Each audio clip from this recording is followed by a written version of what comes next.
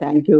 Brahma's meditation channel Zoom session masters కి కృతజ్ఞతలు, ధన్యవాదాలు తెలుపుకుంటూ మరియు ఆత్మ బంధువులకు అందరికీ ప్రణామాలు తెలియజేసుకుంటున్నాం ఫ్రెండ్స్. మనందరి గురువైన పితామహ బ్రహ్మర్షి సుభాష్ పత్రిజీ గారికి అనంత కోటి ప్రణామాలు తెలియజేసుకుంటూ మరియు నాకు జన్మనిచ్చిన తల్లిదండ్రులకు కూడా హృదయపూర్వకంగా ప్రణామాలు తెలియజేసుకుంటున్నాను ఫ్రెండ్స్. ఓకే ఫ్రెండ్స్, మనం ఈరోజు మన దేహంలో అంతఃకరణాలు అనేవి అంతఃకరణములు ఎట్లా పనిచేస్తున్నాయి అనే ఒక టాపిక్ మీద మనం ఈరోజు తెలుసుకోబోతున్నాము. ఎందుకంటే అంతఃకరణ శుద్ధి అనేది జరగాలి.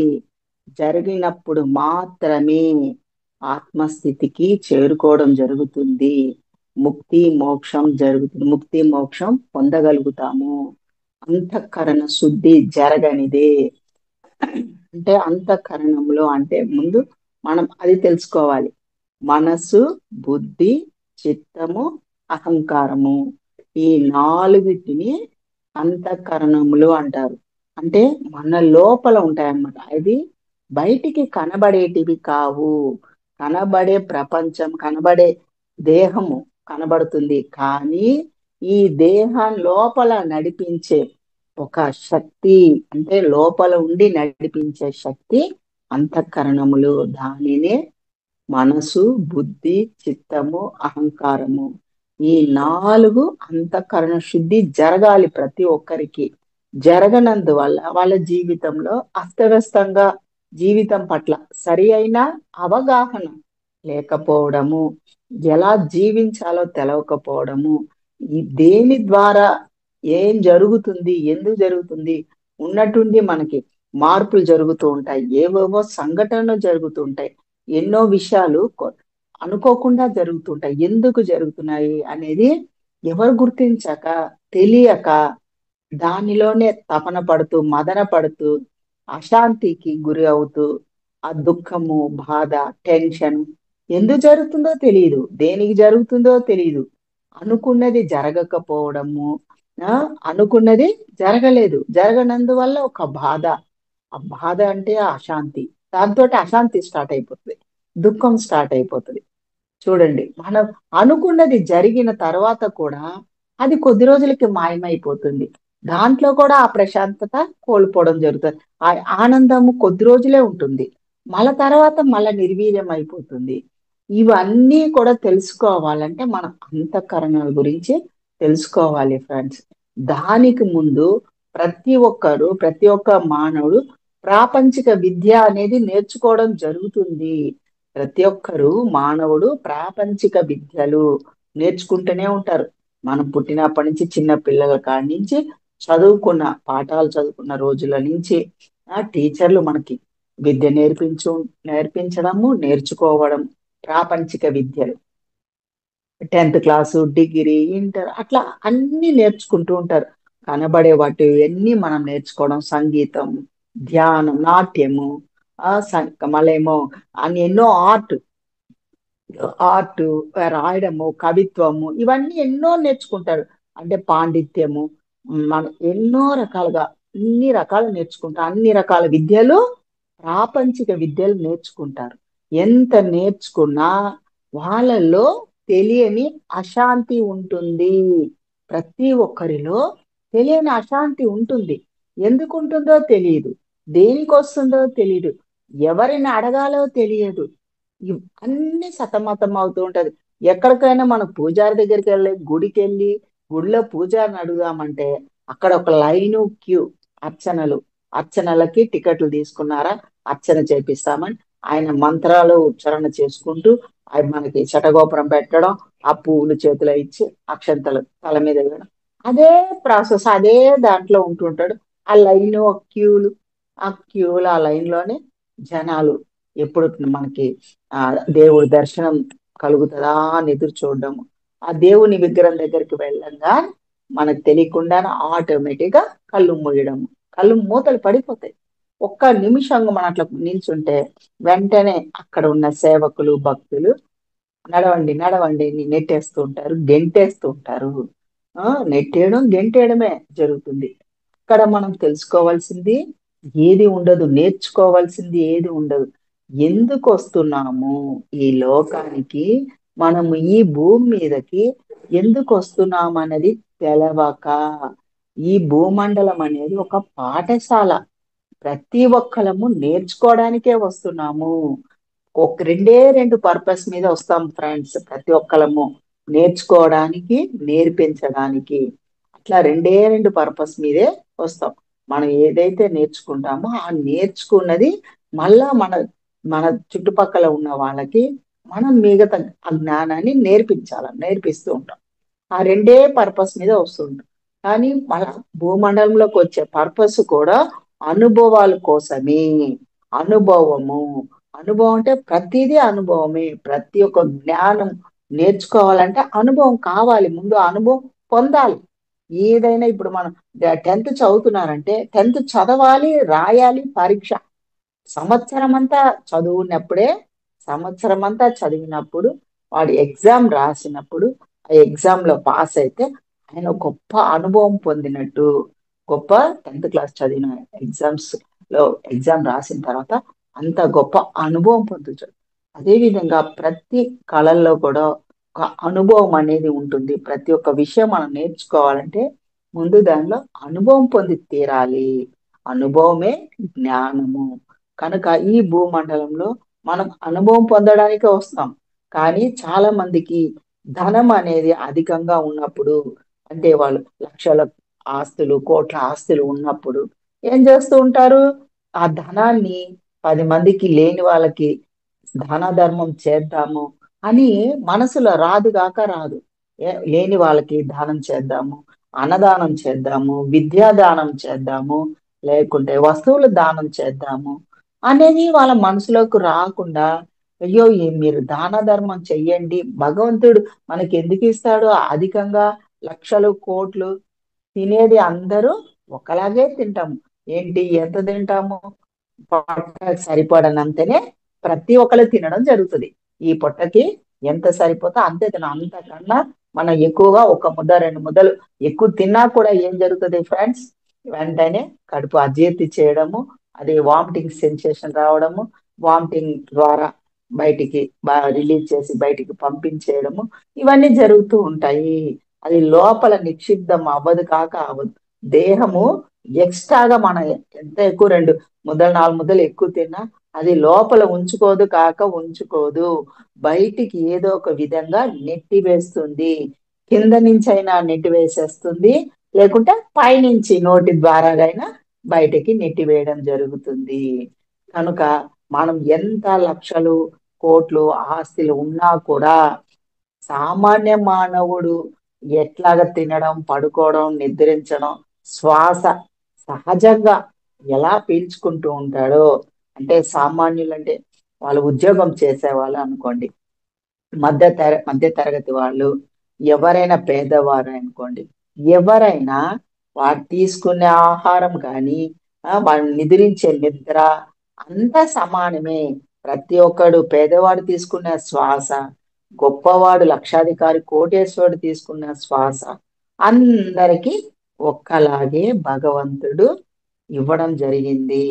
అంతేగాని పేదవాళ్ళకి ఒకలాగా, ధనవంతుడికి ఒకలాగా, మధ్య తరగతి వాళ్ళకి ఒకలాగా అనేది ఏనాడు తారతమ్యం అనేది ఆ భగవంతుని సృష్టిలోనే లేదు. ఆ పరమాత్మ సృష్టిలోనే లేదన్నమాట. కానీ మానవులు పెట్టుకున్నారనమాట. ఇది గొప్ప విద్య, అది ఉన్నతమైన విద్య. అంటే పెద్ద చదువు, ఎమ్మెల్యే చేసిన, ఎంపీ చేసిన, అది ఉన్నతమైన పదవి. ఎమ్మెల్యే ఎంపీగా ఉండడం ఉన్నతమైన పదవిగా గొప్పగా ఫీల్ అవుతూ ఉంటారన్నమాట. అదే డిగ్రీ చేశాక ఎంఏ పిహెచ్డి చేశారనుకోండి, అది ఉన్నతమైన చదువు, ఉన్నతమైన జ్ఞానము అనేసి ఎంతో గొప్పగా ఆహాన్ని పెంచుకుంటూ ఉంటారు. ఇది ప్రాపంచిక విషయాలలో అహంకారం పెంచుకోవడం కూడా జరుగుతూ ఉంటుంది. ఇవన్నీ ఎందుకు జరుగుతున్నాయి? తెలవక, తెలియక, పాప అమాయక ప్రజలకి తెలియక ఇవన్నీ అహం పెంచుకోవడం ఎందుకు?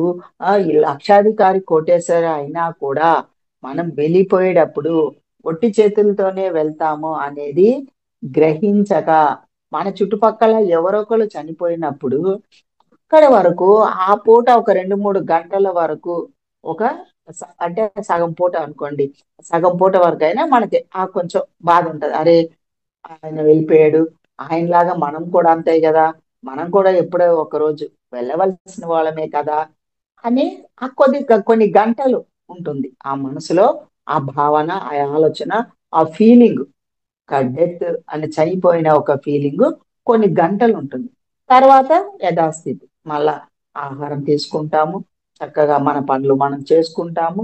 కొన్ని గంటల తర్వాత ఆటోమేటిక్ గా నెక్స్ట్ డేకి మర్చిపోవడం కూడా జరిగిపోతుంది. కానీ పునరపి జననం, పునరపి మరణం ఎందుకు జరుగుతుంది? వస్తున్నాము, పోతున్నాము, ఈ భూమండలానికి వస్తున్నాము, వెళ్తున్నాము, అట్లా ఎన్ని వందల వేల లక్షల సంవత్సరాల నుంచి వస్తున్నాము, వెళ్తున్నాము.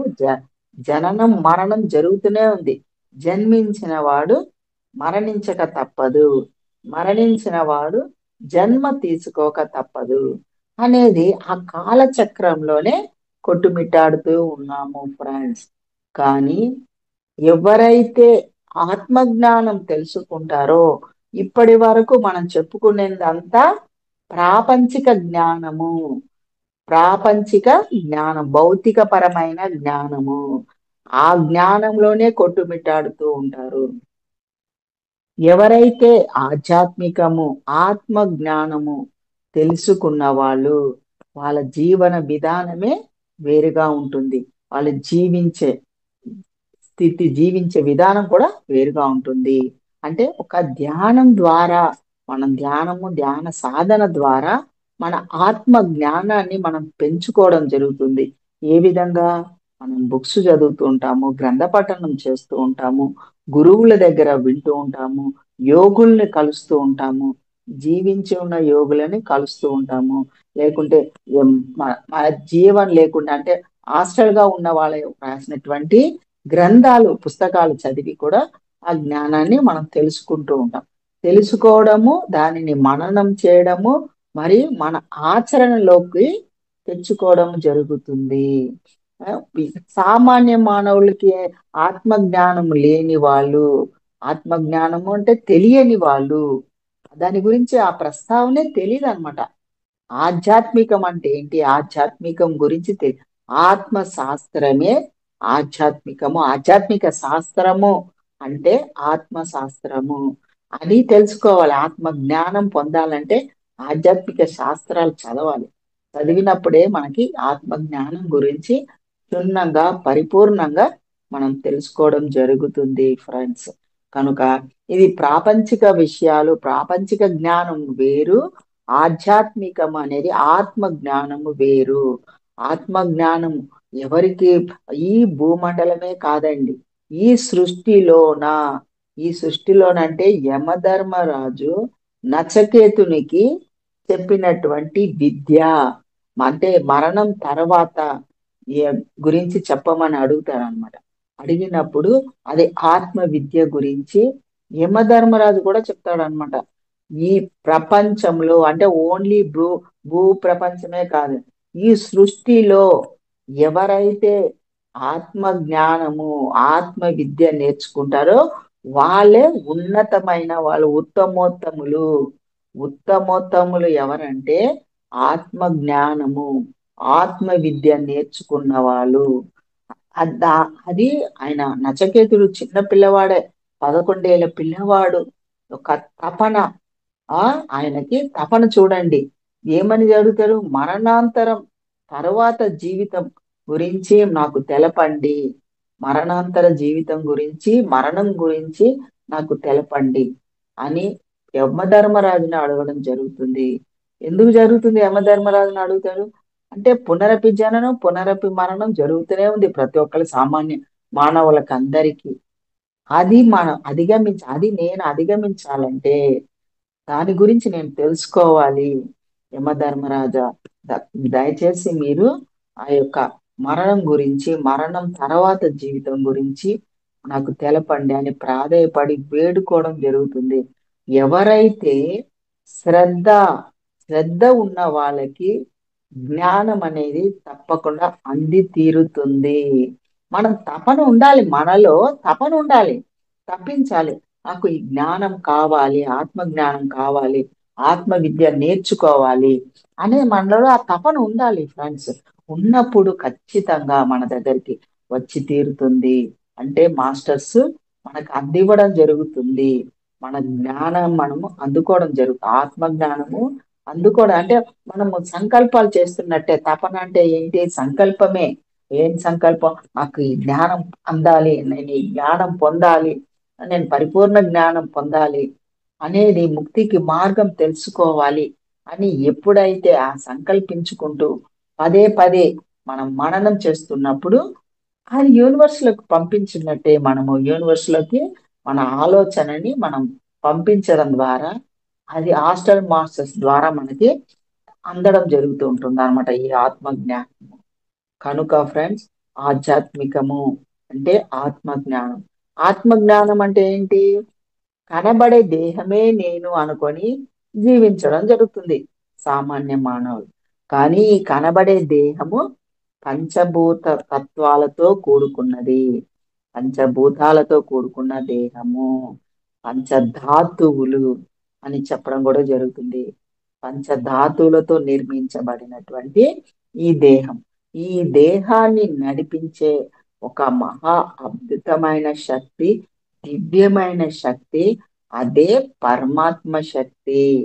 పరమాత్మ యొక్క ఆత్మ చైతన్య శక్తి మన లోపల ప్రతి ఒక్కరిలో, ప్రతి అణువులో పరమాత్మ యొక్క చైతన్య శక్తి నిమిడీకృతమై ఉన్నది మన అందరిలో కూడా.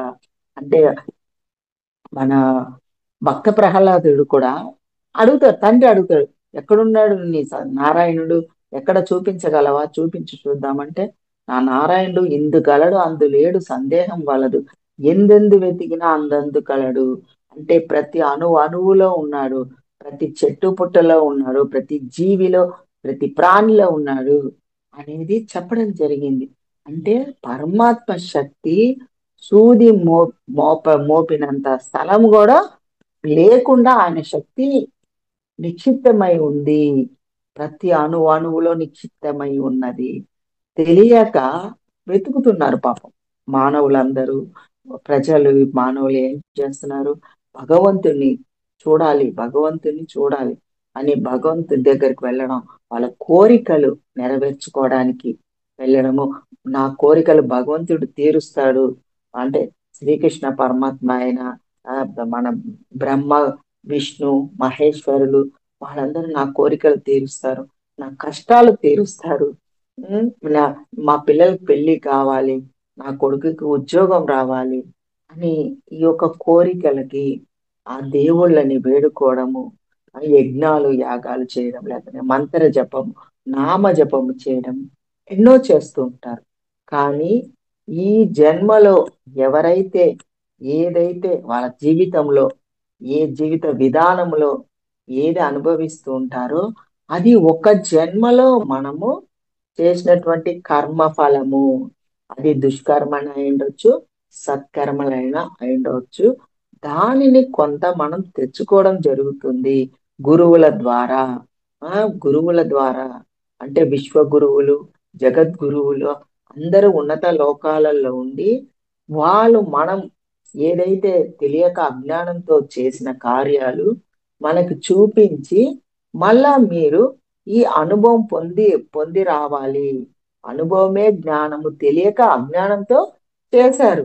కానీ అనుభవం పొందేంత వరకు పునరపి జననం, పునరపి మరణం జరిగి తీరుతుంది అని చెప్పడము, పంపించడము, ఈ భూలోకానికి మనం రావడము, ఈ పాఠశాలలో మనం నేర్చుకోవడము. పాఠశాలలో మనము ఈ జ్ఞానం నేర్చుకోవాలి. అన్ని నేర్చుకుంటామనే చెప్పి రావడం జరుగుతుంది. కానీ ఈ భూమండలానికి వచ్చాక, జన్మ తీసుకున్నాక మాయ అనే పొర ఆవరించడము, మన అజ్ఞానం, మన దేహంలో, మన మనసులో అజ్ఞానం ద్వారా మన ఆత్మ జ్ఞానాన్ని ఆచరించకపోవడము, తెలవకపోవడము, దేహమే నేను అనుకొని జీవించడము, ఇవన్నీ జరుగుతుంది. కనుక మన దేహము 96 తత్వాలతో నిర్మితమైంది.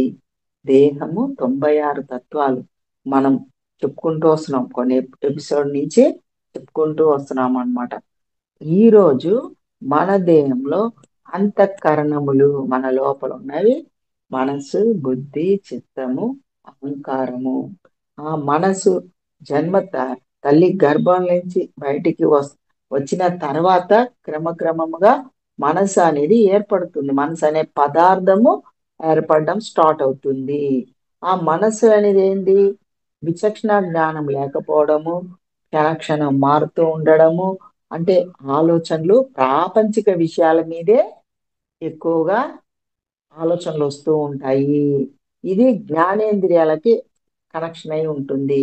మనకు కనపడే ఇంద్రియాలు, ఈ జ్ఞానేంద్రియాలు మనకి కనెక్షన్ లో, ఆ మనసుకి కనెక్షన్ ఉంటుంది అనమాట. ఇవి 5 జ్ఞానేంద్రియాలు 5 గుర్రాలు లాంటివి అన్నమాట. ఆ గుర్రాలకు దేనికి లింక్ అయి ఉంటది? మనసుకు లింక్ అయి ఉంటుంది.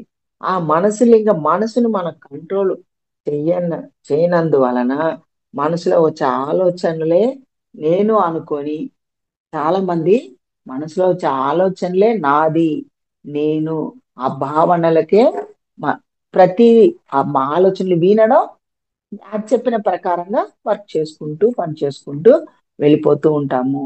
మనసు క్రమక్రమంగా ప్రాపంచిక విషయాల మీదే ఆసక్తి.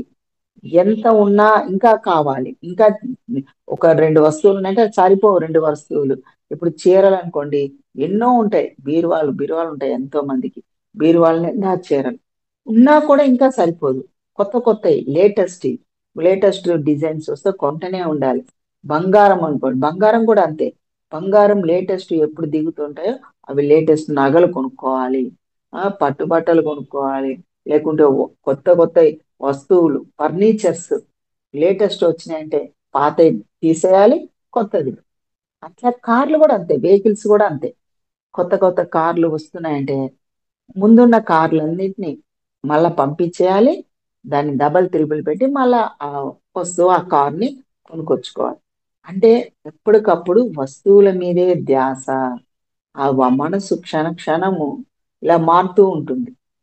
ఏమి చేసినా ప్రాపంచికం మీదే వెళ్తది. ఆధ్యాత్మికం అనేది అంటదు కాక అంటదు. అదే బుద్ధి అనుకోండి, బుద్ధిమయ దేహం అంటారు. బుద్ధి అనేది ఒక పదార్థము, విచక్షణ జ్ఞానంతో కూడుకొని ఉంటుంది. అంటే మనము దీంట్లో నుంచి మారినప్పుడు తెలుస్తుంది, ఎందుకు నా మనసు ఇట్లాగా మారిపోతూ ఉంది. ఈ రోజు చేయాలనిపిస్తుంది, రేపు వద్దనిపిస్తుంది. ఆ చెయ్యి అంటది కొంతసేపు, చెయ్యొద్దు అంటది కొంతసేపు. రేపు చేసుకోవచ్చులే అని కూడా అంటుంది.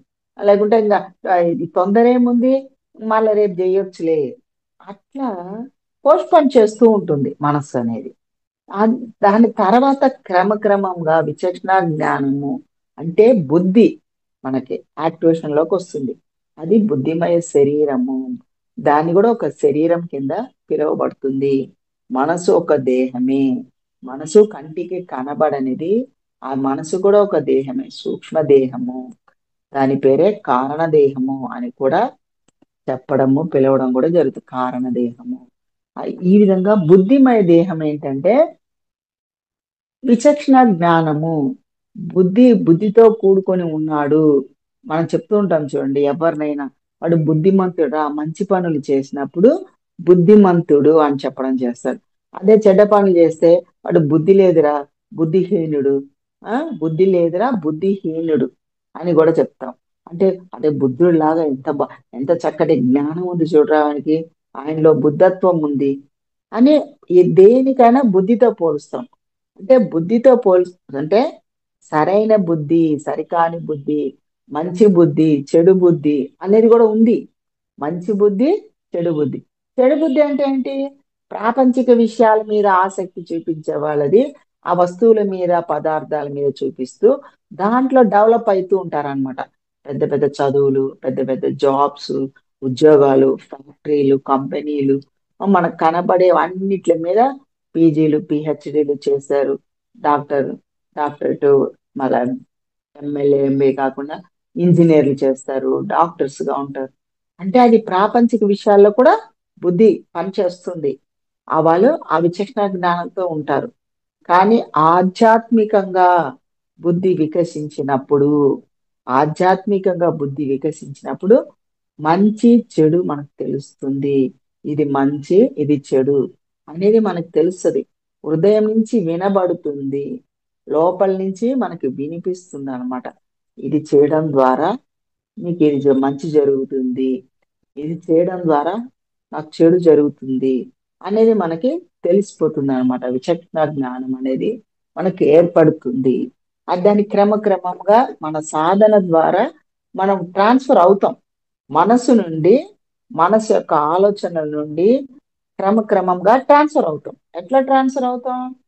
శ్వాస మీద ధ్యాస వల్ల, శ్వాసకి మనసుకి డైరెక్ట్ లింక్ ఉన్నందువలన మనసు అనే పదార్థము క్రమక్రమముగా, అంటే మనసు అంటే ఏంటి? ఆలోచనలు. ఆలోచనలతోటే కూడుకొని ఉంటది. గతముల ఆలోచనలు, భవిష్యత్తు. అంటే భవిష్యత్తు ఏం జరగలేదు, కానీ జరిగినట్టుగా ఫీల్ అవ్వడం, బాధపడడం, ఊహించుకోవడం గతం గురించి. అదే భవిష్యత్. గతం గురించి ఏదేదో జరిగి ఉండొచ్చు, అవన్నీ రికార్డ్ అయిపోతాయి. ఆ రికార్డ్ అయిపోయినవి మనకు గుర్తు చేయడం ద్వారా బాధపడ్డము, అశాంతి, దుఃఖం ఇవన్నీ వస్తుంటాయి. మనం కనుక తెలుసుకున్న వాళ్ళం ఏం చేస్తాము? ఓకే, ఇది మైండ్ గేమ్. మైండ్ గేమ్ కనుక దాన్ని పట్టించుకునే అవసరం లేదు.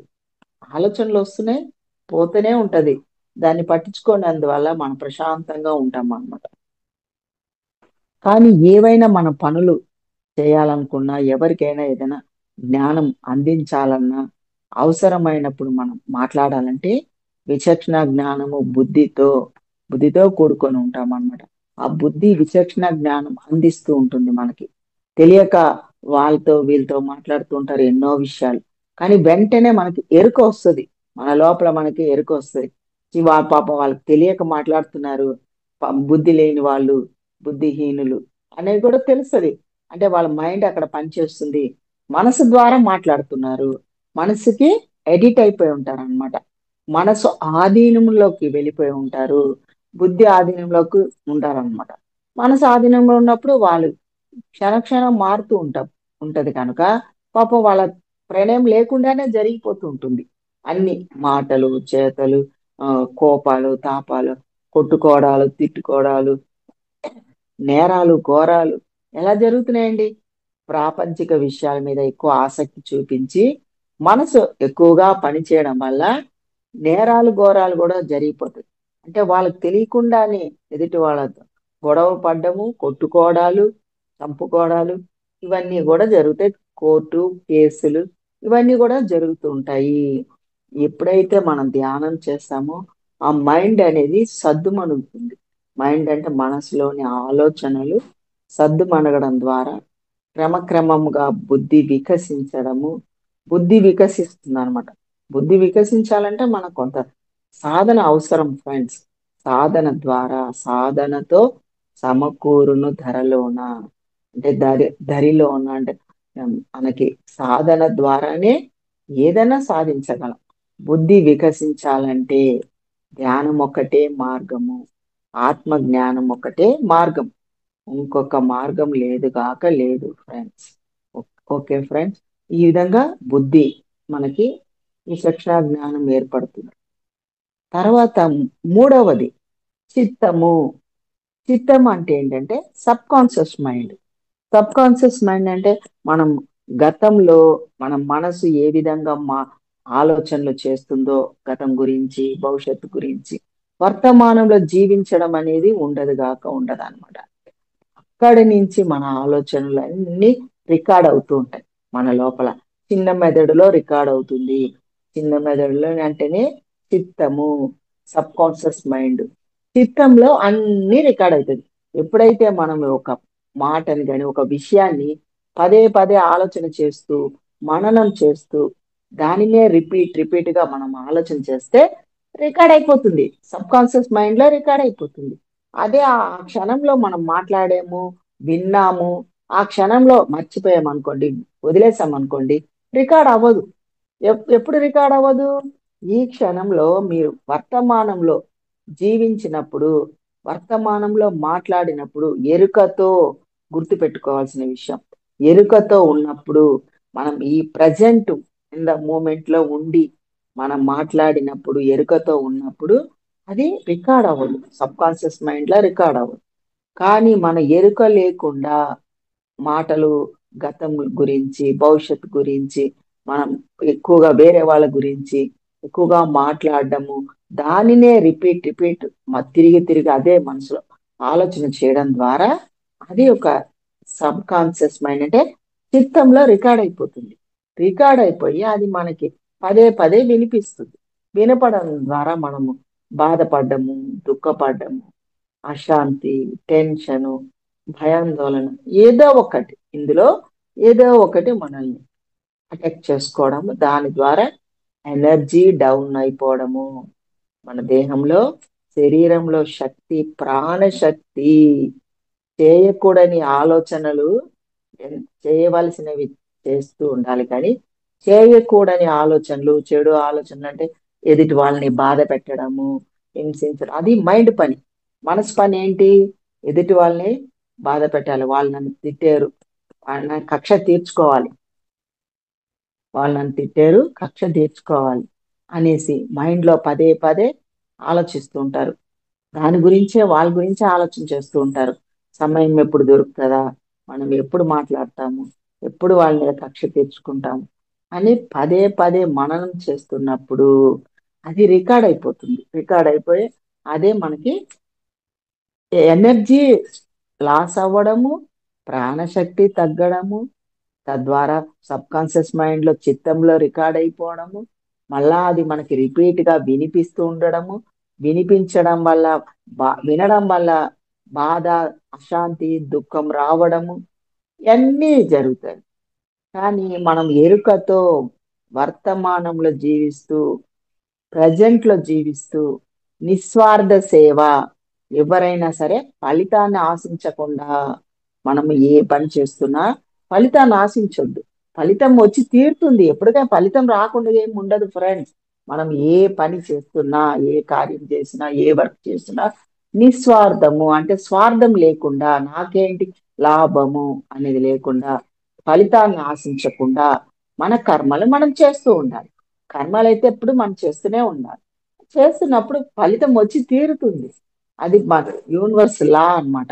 మన భావన, మన ఆలోచన ఎంటీగా ఉండాలి, శూన్య స్థితిలో ఉండి చేసుకుంటూ వెళ్ళడమే మన పని.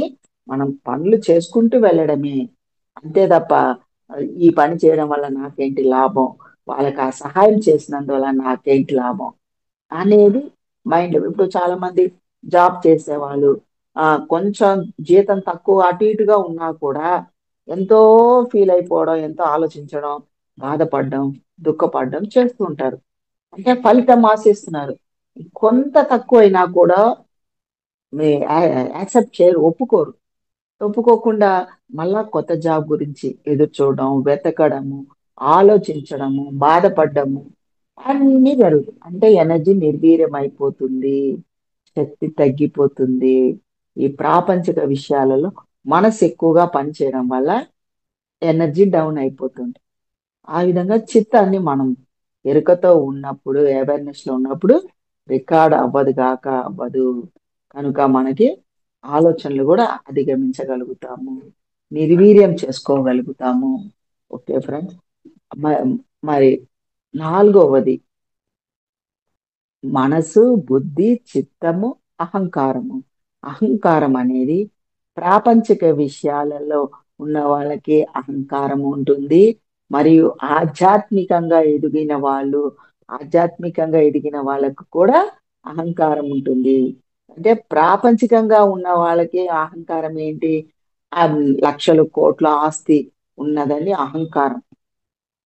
ఎన్నో బిల్డింగ్లు, ఎన్నో ఫ్యాక్టరీలు, కంపెనీలు, ఎంతో అన్ని విధాల సౌకర్యాలు అన్నీ ఉన్నప్పుడు, అంటే కొంతమంది అందంగా ఉంటారు, అంటే ఎంతో కొంతమంది తెల్లగా అందంగా నాజు, దాన్ని చూసి వాళ్ళ శరీరం చూసి అహం పెంచుకుంటారు. లక్ష కోట్ల ఆస్తి ఉంటే అహం తెలియని లోపల అహం పెరుగుతూ ఉంటుంది. లేకుంటే పెద్ద పెద్ద చదువులు చదువుతారు, పెద్ద పెద్ద చదువులు చదివి అహం పెంచుకుంటారు. తెలియకుండానే అహం పెరిగిపోతుంది. నాకేంటి, నాకు అన్ని ఉన్నాయి, నేను ఈ విధంగా ఒక అడ్రస్ అడ్రస్ చేసుకుంటారనమాట. నేను ఇది, నేను ఎమ్మెల్యేని, నేను ఎంపీని, నేను పీజీ చేశాను, నేను పిహెచ్డి చేశాను అనేది గుర్తింపు అన్నమాట. గుర్తింపు కోరుకుంటారు. ఆ గుర్తింపు కోసము వాళ్ళకి పొగడ్తలు ఇష్టం, పొగడించుకోవడము, పొగడ్తలు ఇష్టం అన్నమాట. ఇవన్నీ చేసుకుంటూ వెళ్తూ ఉంటారు. అది ప్రాపంచిక విషయాలు ఉన్న వాళ్ళకి అహంకారం ఉంటుంది, అహంకారం పెంచుకుంటూ ఉంటారు. ఆధ్యాత్మికంగా కూడా అహం అనేది అహంకారం పెంచుకుంటూ ఉంటారు ఫ్రెండ్స్. చాలా మంది పెద్ద పెద్ద గురువులు కానీ, ఎంతో గొప్ప గొప్ప గురువులు కొంతమంది, అందరూ కాదు ఫ్రెండ్స్, కొంతమంది గొప్ప గొప్ప గురువులలో కూడా వాళ్ళకు కూడా తెలియని అహం ఉంటుంది. ఇప్పుడు మనకి తెలిసిన వాళ్ళలో కూడా పూర్వీకులలో కూడా విశ్వామిత్రుడు తెలుసు మనకి. విశ్వామిత్రుడు కూడా 4000 సంవత్సరాల ఎంతో తపస్సు చేసిన అతను. అతను కూడా ఏదో ఒక విషయంలో ఆయన కూడా కోల్పోవడం జరిగింది, అహం పెంచుకోవడం జరిగింది. ఊరికినే వాళ్ళకి ఆ, ఇవి ఇస్తారు, ఆ, ఏమంటారు, క్షమించకుండా వాళ్ళకి శిక్షని ఇచ్చేయడము, నీకు ఇది జరుగుగాక, అది జరుగుగాక అనేసి వాళ్ళకి వెంట వెంటనే అవన్నీ ఇవి చేయడం చేసేస్తూ ఉంటారు. అంటే వాళ్ళలో అహం అంత పెంచుకుంటారు. వాళ్ళు ఎంతో తపశక్తిని పెంచుకొని వాళ్ళది ఉన్న తపోశక్తిని ఎదుటి వాళ్ళకి దుర్వినియోగం చేస్తారు.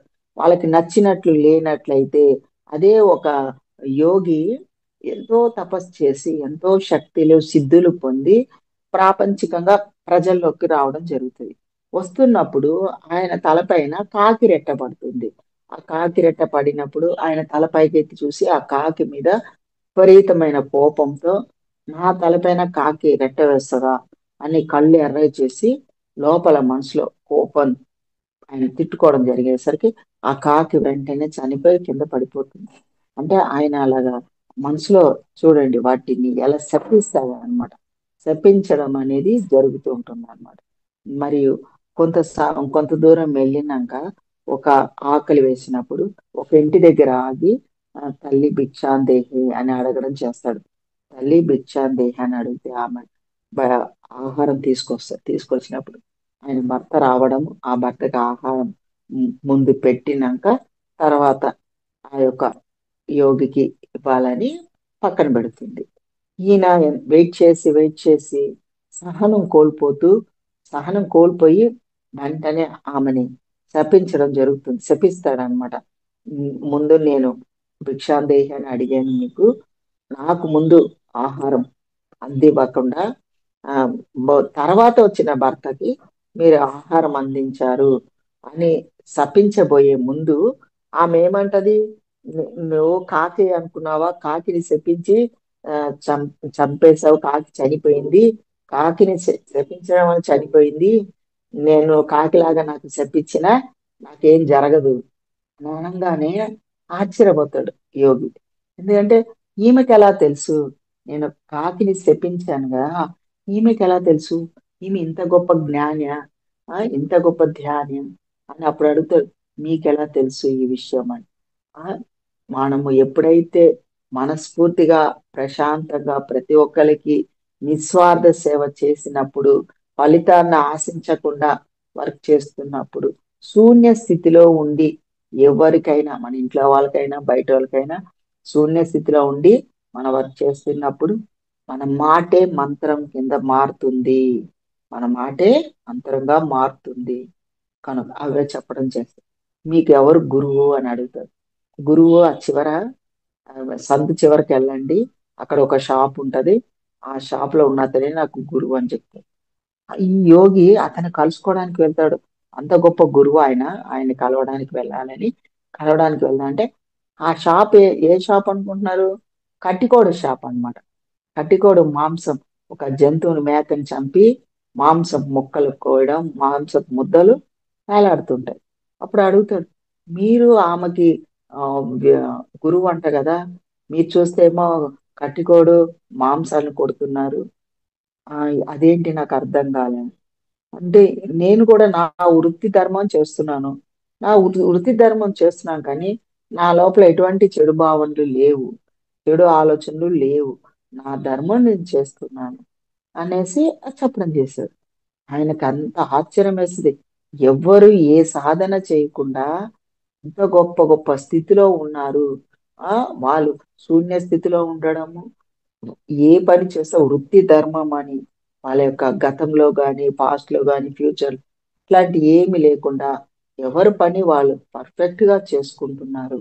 ఈయన ఎంత సాధన చేసి, ఎంతో కఠోర సాధన దీక్ష చేసి ఎన్నో సిద్ధులు పొంది వచ్చిన ఆ యోగి అప్పుడు తెలుసుకుంటాడు, నేను ఏది సాధించలేదు, నాలో అహాన్ని సాధించలేదు, నాలో కోపాన్ని సాధించలేదు, నాలో సహనం, ఓర్పు లేదు. ఆ ఒక స్త్రీ దగ్గర ఆమె ఆహారం తెచ్చి ఇచ్చేవాళ్ళప్పుడు ఆయనకు ఓర్పు సహనం లేదు. ఆ ఓర్పు సహనం నాలో లేదు. నేను కోపాన్ని జయించలేదు, అహాన్ని జయించలేదు అని తన తప్పులు తనే తెలుసుకున్నాడు అన్నమాట. తెలుసుకొని ఇక మీట ప్రజల మధ్యలోనే జీవించాలి. ప్రజల మధ్యలో ఉన్నప్పుడు మన తప్పొప్పులు ఎదుటి వాళ్ళు చెప్పగలుగుతారు. మనకు తెలుస్తుంది ఫ్రెండ్స్. మనం సరి చేసుకోవడానికి ఇది గొప్ప అవకాశం అన్నమాట. అందుకే సంసారంలో ఉంటే సంసారంలోనే నిర్వాణము. సంసారంలో ఉంటే మనం ధ్యానము, సాధన చేస్తూ ఉండాలి. అంటే మన చుట్టుపక్కల ఉన్నోళ్ళే మనకు చాలు. మన ఇంట్లో ఉన్నోళ్ళే చాలు మనకి. మనం ఏది చేస్తున్నా, ఇదిగో నువ్వు తప్పు చేసావు, నువ్వు తప్పుగా మాట్లాడేవు, నీలో ఇది లేదు, ఈ ఓర్పు సహనం లేదు, ఇంకా నువ్వు ఎదగాలి అనేది మనకి మన పక్కన ఉన్నవాళ్ళు, మన చుట్టుపక్కల ఉన్నవాళ్ళు, మన ఫ్రెండ్స్, మన బంధువుల ద్వారా, ఎవరి ద్వారానో మనకి మన యొక్క విషయాలు వాళ్ళు చెప్పగలుగుతారు. మనం కూడా తెలుసుకోగలుగుతాం అన్నమాట. మనము తెలుసుకొని మార్చుకోవడానికి ఇది గొప్ప అద్భుతమైన అవకాశం. ఈ మార్చుకోవాలంటే ధ్యానం ద్వారా, ధ్యాన సాధన ద్వారా మరియు ఆత్మ జ్ఞానం ద్వారా మనము దేనినైనా సాధించగలుగుతాము. కనుక మనలో ఉన్న అంతఃకరణాలు శుద్ధి చేసుకోవాలి. అంతఃకరణాలని ఎప్పుడైతే శుద్ధి జరుగుతుందో, అంటే అంతఃకరణాలకి శుద్ధి జరగాలి. ఉంటాయి, అవేమి ఎక్కడికి పోవు. మనసు, బుద్ధి, చిత్తము, అహంకారం వాటిలో ఉన్న అజ్ఞానము, మాయ అనే పొర తొలగించుకున్నప్పుడు, మంచేది చెడేదని తెలుసుకొని ఆచరించినప్పుడు, ప్రాపంచిక విషయాలు ఆసక్తి తగ్గినప్పుడు, ప్రాపంచిక విషయాల మీద అతిగా ఆసక్తి పెంచుకోకుండా మనం ఎక్కువగా ఆధ్యాత్మికంగా ఆధ్యాత్మికతను మలుచుకున్నప్పుడు, ఆత్మజ్ఞానం మీదే మనం ఎక్కువగా ఫోకస్ చేసినప్పుడు, ఆత్మజ్ఞానం వినడము, ఆత్మజ్ఞానం గురించి మాట్లాడడము, ఆత్మజ్ఞానానికి సంబంధించిన విషయాలే మనము చూడటము, ఆలోచించడము, ఆధ్యాత్మికంగా ఆత్మజ్ఞానం, ఆత్మకి సంబంధించిన జ్ఞానమే మాట్లాడాలి, ఆలోచించాలి, మళ్ళీ ఎదుటి వాళ్ళకి వాటికి చెప్పడము, చేయడము, వినడము. ఆత్మజ్ఞానం గురించి ఎంత ఎక్కువగా వింటామో అది మనకి ముక్తికి, మోక్షానికి మార్గము. అంటే మనం పదే పదే శ్రవణం, మననం, నిధిధ్యాస జరుగుతున్నప్పుడు పదే పదే శ్రవణం వినడం ద్వారా మన మైండ్ అనేది సైడ్ అయిపోతుంది. మన మనస్సు సైడ్ అయిపోవడము, బుద్ధి యాక్టివేషన్ రావడము, చిత్తంలో సబ్ కాన్షియస్ మైండ్ లో రికార్డ్ అవ్వకపోవడము, మనం ప్రశాంతంగా ఉండగలగడము అన్నీ జరుగుతాయి. ఎవ్రీథింగ్ ఓకేమా. మరియు అంతఃకరణాల గురించి మనం తెలుసుకున్నాము. మీలో నా అంతఃకరణాలు శుద్ధి జరగాలని, శుద్ధి చేసుకుంటారు అని కోరుకుంటున్నాను. ధ్యానం ద్వారా శుద్ధి చేసుకోవడం జరుగుతుంది. కనుక ఎంత ఎక్కువ సమయం దొరికితే అంత ఎక్కువ ధ్యానం చేయండి, ధ్యాన సాధన చేయండి, ఆత్మ జ్ఞానాన్ని పెంచుకోండి, ఆధ్యాత్మిక శాస్త్రాలు చదవండి. ఎన్నో మనకి ఇప్పుడు ఈ జూమ్ సెక్షన్లు, పిఎంసి ఛానల్స్ అన్ని వచ్చినాయి మనకి. అంత ఆత్మజ్ఞానం నిరంతరం మనకు అందుతూ ఉంది. కనుక ఎప్పుడు నిరంతరం ఏ పని చేసినా మనం మన ఫోన్లలో ఆత్మజ్ఞానం సంబంధించిన జ్ఞానాన్ని ఆన్ చేసుకొని వింటూ మన పని మనం చేసుకోవాలి. నేను కూడా అదే చేస్తున్నాను ఫ్రెండ్స్. ఎప్పుడు నా ఏ పని చేస్తున్నా నేను నా ఫోన్లో నాకు కావలసిన జ్ఞానాన్ని నేను ఎప్పుడు వింటూ ఉంటాను. వినడం ద్వారా దానిని మనం క్రమక్రమంగా మన ఆచరణలోకి రావడం జరుగుతుంది.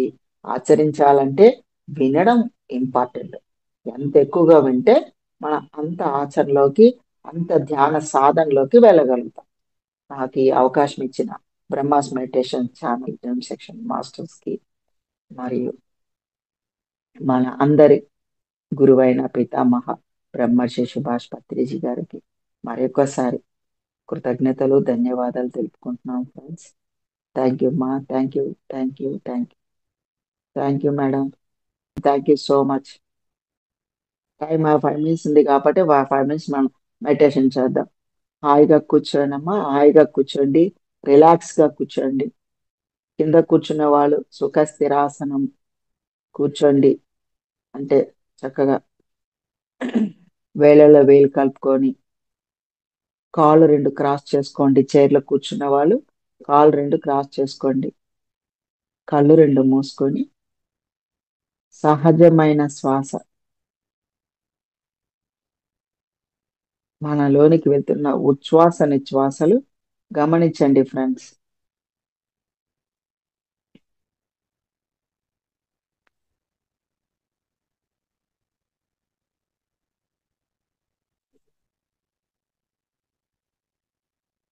అతి సహజమైన, సరళమైన, సున్నితమైన శ్వాస మీద ధ్యాస.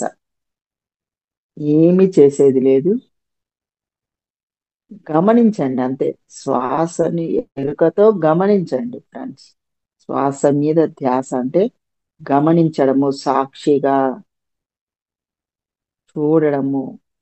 ఆ ప్రాణవాయువు, శ్వాస అనే ప్రాణవాయువు మన లోపలికి ఎంతవరకు వెళ్తుంది, ఎక్కడికి వెళ్తుంది, మన మనసుతో ఎరుకతో గమనించండి. మనసుతో గమనించినప్పుడు మన ప్రాణవాయువు ఎక్కడెక్కడికి వెళ్తుందో మనం గుర్తించగలుగుతాం. ఎవరికైనా ఏ భాగంలో అయినా నొప్పులు కానీ, డిసీజ్ కానీ, ఏదైనా అనారోగ్యం ఉన్నా కూడా మన మనసు అక్కడికి ఫోకస్ అయినప్పుడు, మనసుని అక్కడే మనం గమనించినప్పుడు, మనసు ద్వారా మనం గమనించినప్పుడు ఎరుకతో ఆ భాగంలో మనకి నొప్పి కానీ, బాధ కానీ, ఏదైనా డిసీజ్ ఉన్నప్పుడు మన ఎరుకతో మనసు పెట్టి మనం గమనించినప్పుడు మన యొక్క ప్రాణశక్తి అక్కడికి వెళ్ళడము, ప్రాణశక్తి అక్కడికి వెళ్ళడము, అక్కడ క్లీనింగ్ హీలింగ్ ప్రాసెస్ జరుగుతుంది. క్లీనింగ్ ప్రాసెస్, హీలింగ్ ప్రాసెస్ జరుగుతుంది. అంటే నాడీ మండల శుద్ధి జరుగుతుంది. శక్తిని ఆ ప్రదేశానికి పంపించడం జరుగుతుంది.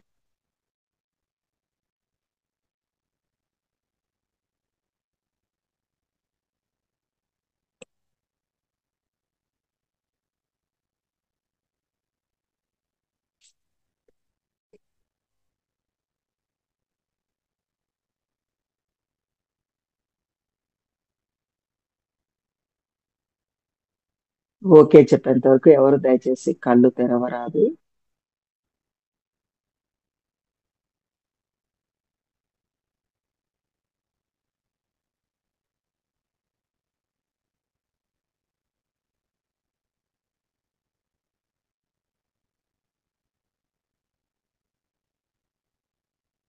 మన జ్ఞానేంద్రియంలు ప్రాపంచికంగా ఎక్కువగా ప్రాపంచిక విషయాలు చూస్తూ ఉంటాయి. మనం ఎంత తెరిచి పెడతామో జ్ఞానేంద్రియాలని, ఎంత ఓపెన్ అప్ చేసి పెడతామో అంత ప్రాపంచిక విషయాలే మనకు అంటుకుంటూ ఉంటాయి. వినడం ద్వారా, చూడడం ద్వారా, మాట్లాడడం ద్వారా శక్తి కోల్పోవడం జరుగుతుంది ఫ్రెండ్స్.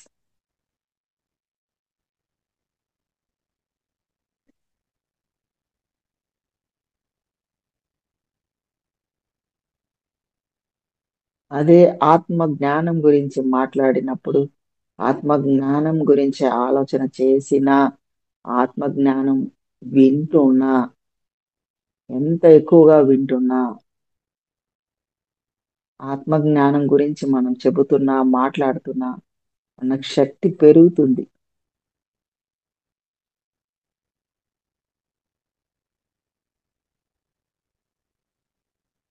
కనుక వీలైన మట్టుకి ప్రాపంచిక విషయాల మీద ఆసక్తి తగ్గించబడాలి.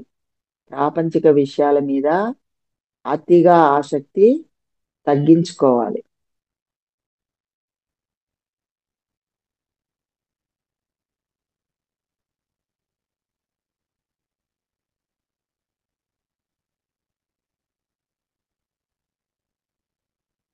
ధ్యానం ద్వారా మన జ్ఞానేంద్రియములు మనలోనికి మలుచుకుంటాం, లోపలికి మలుచుకుంటున్నాం. ఓపెన్ అప్ ఓపెన్ చేసి ఉంచట్లేం కనుక శక్తి కోల్పోము. శక్తి నిర్వీర్యం అవ్వదు. శక్తి స్టోరేజ్ అవుతుంది. జ్ఞానేంద్రియాలను లోపలికి మలుచుకోవడం ద్వారా శక్తి పెంచుకోవడం జరుగుతుంది. శక్తి వృధా కాదు.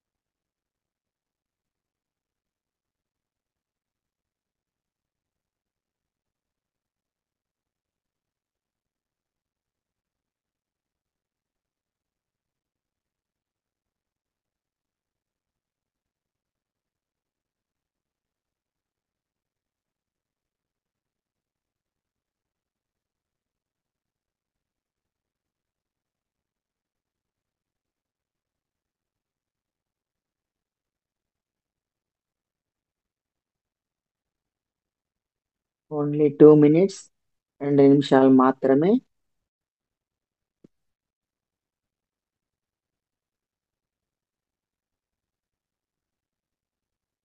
మనసులో అనుకోండి ఫ్రెండ్స్. అందరికీ శుభమగుగాక. అందరూ ఆరోగ్యంగా ఉండాలని కోరుకుంటున్నాను.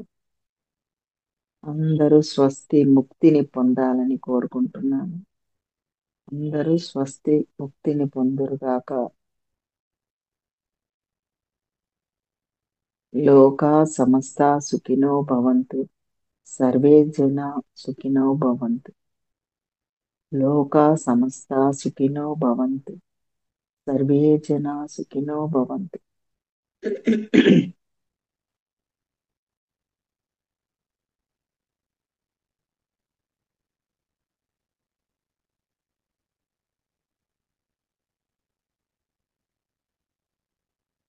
తెలిసి కానీ తెలియక కానీ ఏ జీవులకైనా, ఏ ప్రాణులకైనా, మరి ఏ ఆత్మలకైనా నేను బాధ పెట్టి ఉంటే, మిమ్ములను కష్టపెట్టి ఉంటే నన్ను హృదయపూర్వకంగా క్షమించండి. నన్ను క్షమించండి, క్షమించండి. మీ మనసులో అనుకోండి. అలాగే ఏ ఆత్మలైనా, ఏ జీవులైనా, ఏ ప్రాణులైనా నన్ను బాధ పెట్టి ఉంటే నేను కూడా మిమ్మల్ని హృదయపూర్వకంగా క్షమిస్తున్నాను. హృదయపూర్వకంగా క్షమిస్తున్నాను.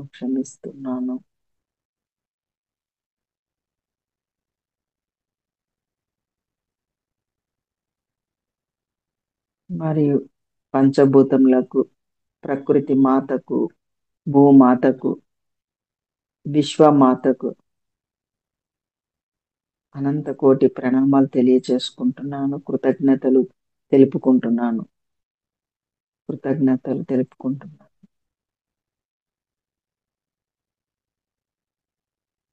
మరి ఈ భూమండలం ఉన్న ఖనిజ జంతు సామ్రాజ్యము, వృక్ష సామ్రాజ్యములకు, మానవ దేవత సామ్రాజ్యములకు అందరికీ కృతజ్ఞతలు తెలుపుకుంటున్నాను.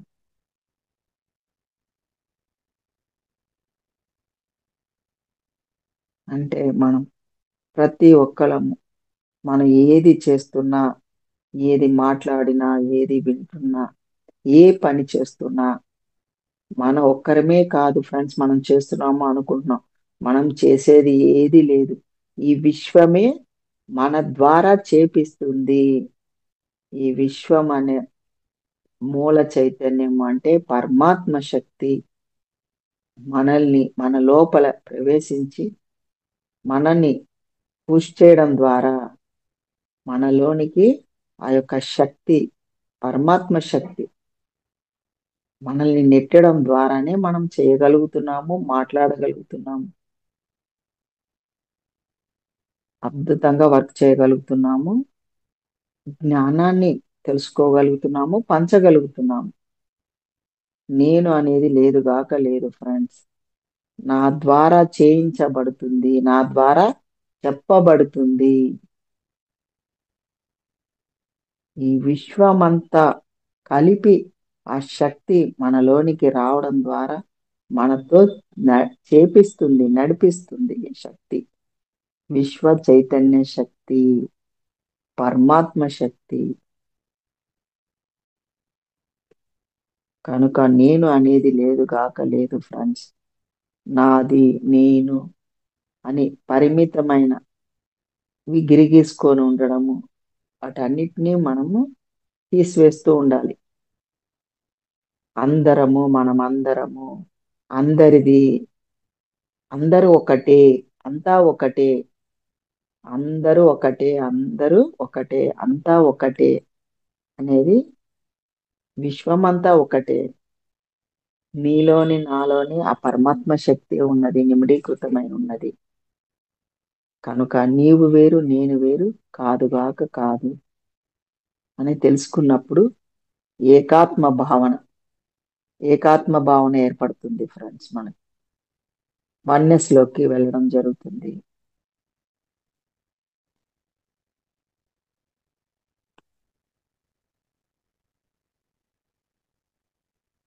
ఓకే ఫ్రెండ్స్, మీరు రెండు చేతులు కళ్ళ మీద పెట్టుకోండి. 5 సెకండ్స్. 5, 4, 3, 2, 1, 0. రెండు చేతులు కిందకి దించుకుంటూ నెమ్మదిగా కళ్ళు తెరవండి. తెరిచినాక మీ రెండు అరచేతులు చూసుకోండి. మరొకసారి మనందరి గురువైన పితామహ పత్రిజీ గారికి అనంత కోటి ప్రణామాలు తెలియజేసుకుంటున్నాను friends. Okay friends, thank you. Brahma's meditation channel masters కి మరొకసారి కృతజ్ఞతలు తెలుపుకుంటున్నాను. Thank you friends.